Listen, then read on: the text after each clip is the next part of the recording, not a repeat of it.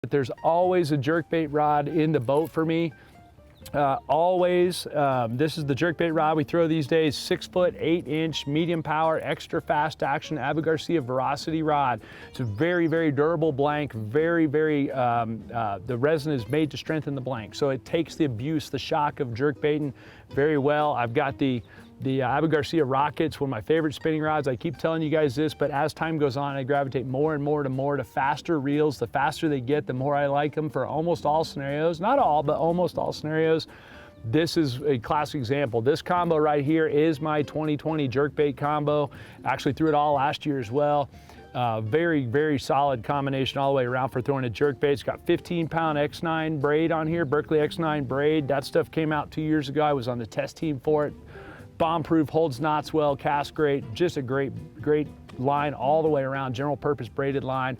It's a 9 filament carrier with a single filament up the middle and 8 more braided around it. Of course, the little fluorocarbon leader, it's that long, which is on the long end for me. You can see it's about pushing 2 feet long, anywhere between say 12 inches and 2 feet. That's trillium 100% fluorocarbon and somewhere between 10 and 15 pound.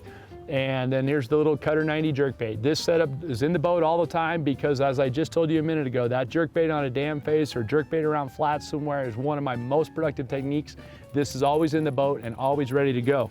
The other one, it's always in the boat, and again was the most fundamental thing on that particular show, is my Gulp minnow rod. Well, what do I throw for my Gulp minnow rod these days? This is my Gulp minnow rod, and this is a fantastic fishing combo. This is a 6'10" medium light power, extra fast action, Abu Garcia Fantasista Premier rod. It weighs next to nothing. It's exceptionally sensitive rod. It's a fantastic all-around rod. You got exposed blank that you can feel right here if you need, but you still have plenty to grip to hold on to the rod. I put an Revo MGX reel on here. It's one of the lightest they make. That's the single biggest reason. It's exceptionally smooth and exceptionally light, which makes it a great pairing for a finesse jig rod. I use it in the big size, and the reason I have it in the big size in the 30 is you can see, I guess I should turn it that way, if you see it's a size 30.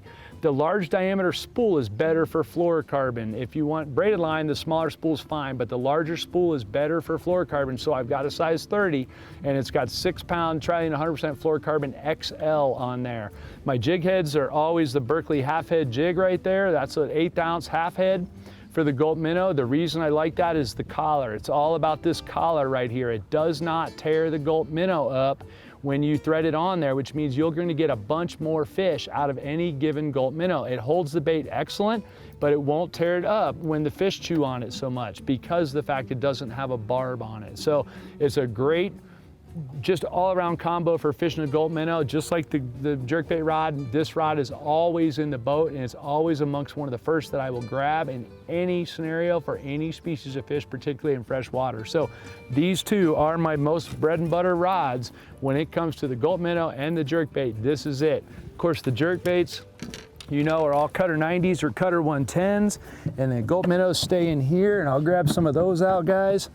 And I carry those in a little Plano liquid bait locker like that. You can see there's a whole bunch of them in there, mixed colors. They're color fast, so they won't fade. This one happens to have a couple of Gulp shrimp in there as well, but they won't fade or mix colors around. I just mix and match them. This thing will not leak, even in my fancy boat. There's nothing coming out of that. This thing, I don't work with Plano, but I should, because this thing right here is worth the few dollars that it costs to keep your Gulp minnows. This all stays together in the boat. I have whatever colors of minnows I might need right here for whatever scenario. Basically, I throw them in only a few colors. I throw them in smelt, which is by far my most favorite color. Then I throw them in the chartreuse and white, the fire tiger, and either the black shad or watermelon pearl. The only other one is pink shine, which is the pink one, and I threw that almost exclusively for trout. So that's my Gulp minnow setup, guys, and it is always in the boat as well.